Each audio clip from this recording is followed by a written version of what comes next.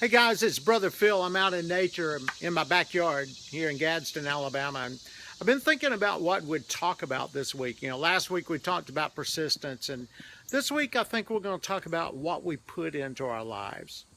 We talked last week some great stories, and a friend of mine who's a great storyteller was telling me the other day about this lady who makes bread, and she uses the old style way.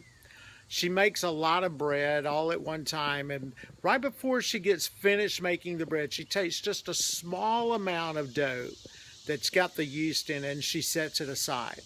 And before she bakes everything, she makes sure she sets aside a piece of this old dough.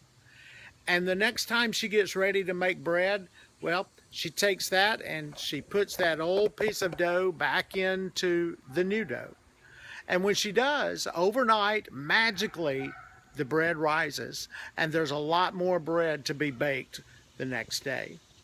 And I got to talking to him, and he said, the important thing about that is we need to make sure that when we put a small piece of something in our life, that it's the right thing.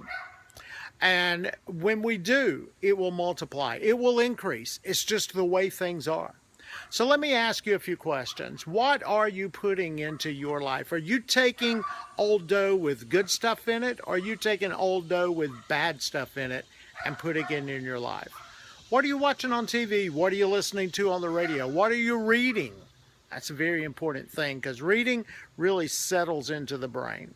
And then not only that, what attitudes are you developing in your life? And the easy way to answer that is to ask the question, what's happening in your life? Is it good? Is it bad? Is it positive? Is it negative? What is it that is happening in your life?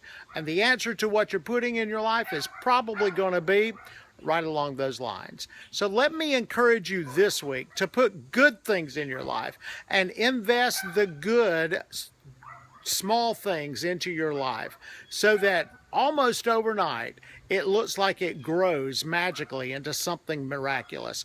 Because I'm going to tell you, that dough that grew overnight didn't grow overnight just because of itself. It grew overnight because of all the things that went into it, years and years and years past. So learn the lesson of the yeast.